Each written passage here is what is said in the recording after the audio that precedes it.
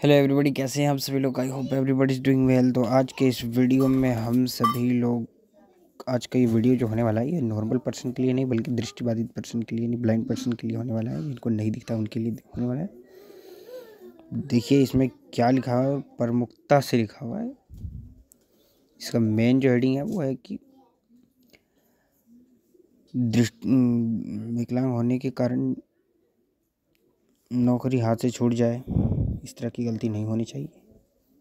Bombay high court के द्वारा ये नोटिफिकेशन जारी किया गया है। तो इसको आइए देखते हैं। नोट्स। विकलांगता के कारण मामूली गलतियों से नौकरी के अवसर के नुकसान जैसे गंभीर परिणाम नहीं होने चाहिए। Bombay high court.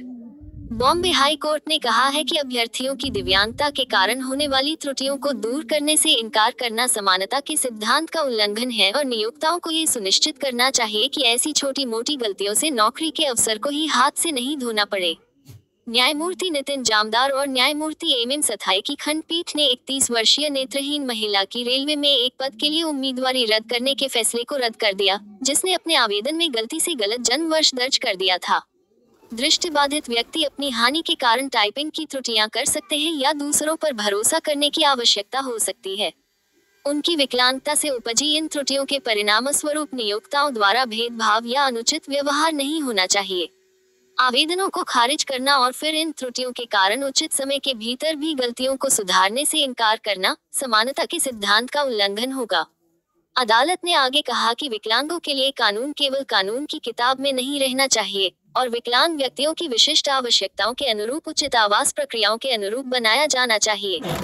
विकलांगों के लिए कानून केवल कानून की किताब में नहीं रहना चाहिए, बल्कि कानून के पीछे की भावना को सभी अधिकारियों द्वारा इसके व्यवहारिक अनुप्रयोग में। सुन रहे हैं ना क्या लिखा हुआ है, और पढ़ भी रहे होंगे और आगे सुन, मतलब समझ ही गए होंगे कि मात्र एक जन्म तिथि वर्ष गलत होने से नौकरी छीनने का प्रयास किया जा रहा है। आगे देखते हैं क्या है। उचित संवेदनशीलता और लचीलापन दिखाते हुए लागू किया जाना चाहिए। याचिकाकर्ता जैसे व्यक्ति जो 100% दृष्टिहीन है, से सामान्य गतिविधियों के संदर्भ में अन्य उम्मीदवारों के साथ समान स्तर पर खड़े होने की उम्मीद नहीं की जा सकती है। जब तक धोखाधड़ी, गलत बयानी या बुनियादी अयोग्यता का सबूत नहीं होता है, तब तक कानून के उद्देश्यों के साथ संरेखित करने के लिए प्रक्रियाओं को संशोधित करने के लिए उचित प्रयास किए जाने चाहिए।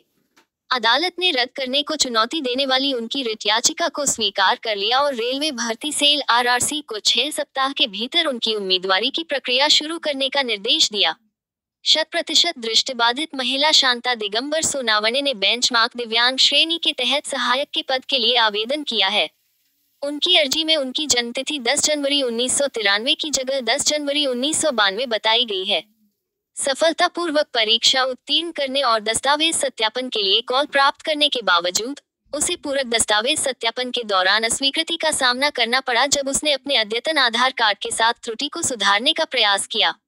उन्हें आरआरसी से उनके प्रतिनिधित्व पर कोई प्रतिक्रिया नहीं मिली, जिसमें उनकी उम्मीदवारी को अस्वीकार करने के कारणों की मांग की गई थी। इसलिए उसने हाईकोर्ट का दरवाजा खटखटाया।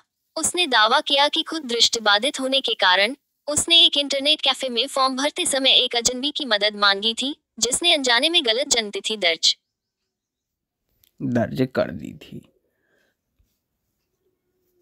तो देखिए ऐसे होते हैं हमारे इंडिया में, हमारे भारत देश में। अंग्रेज चले गए मगर काले अंग्रेज नहीं गए। मुझे तो ऐसा लगता है कि पैसे के चलते लोग सीट को खाली छोड़वाते हैं और वहाँ जो 10 लाख देते हैं उनको ये लोग उस सीट में भर देते हैं जो दिव्यांगों के लिए सीट खाली रहता है उसमें। इसलिए आजकल दिव्यांगों की भी नौकरी कम हो गई है।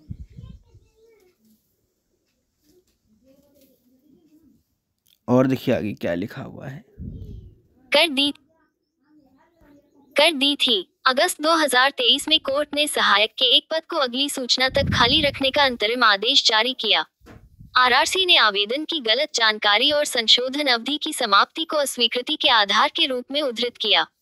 अधिकारियों ने दलील दी कि भर्ती विज्ञापन की शर्तों के अनुसार आवेदन विवरण में संशोधन केवल एक निर्दिष्ट अवधि के भीतर किया जा सकता है और इस समय सीमा से किसी भी विचलन का परिणाम स्वतः अयोग्यता होगा। अदालत ने जोर देकर कहा कि विकलांग व्यक्तियों के अधिकार अधिनियम 2016 न केवल विकलांग व्यक्तियों के लिए समान अवसर प्रदान करता है, बल्कि उनकी विशिष्ट आवश्यकताओं को पूरा करने के लिए उचित समायोजन भी करता है। इसने आरआरसी द्वारा अपनाए गए कठोर रुख की आलोचना की, विकलांग व्यक्तियों के लिए सक्रिय समर्थन और सुविधा की अधिनियम की अंतर्निहित भावना को उजागर किया।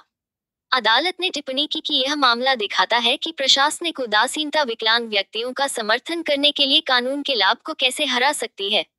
अदालत ने कहा, याचिकाकर्ता नेत्रहीन होने के कारण इंटरनेट कैफे में किसी से सहायता मांगी, जिसने अनजाने में गलत वर्ष दर्ज किया, 1 अंक की गलती।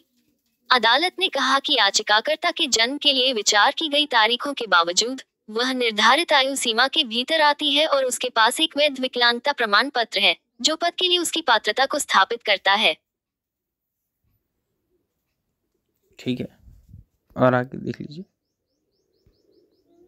अदालत ने आरआरसी के पांडित्यपूर्ण तर्क को भी खारिज कर दिया कि याचिकाकर्ता को केंद्रीय प्रशासनिक न्यायाधिकरण के माध्यम से सहारा लेना चाहिए, इस बात पर जोर देते हुए कि यह मामला न केवल सेवा विवादों से संबंधित है, बल्कि 2016 के अधिनियम के तहत अधिकारों के प्रवर्तन से भी संबंधित है।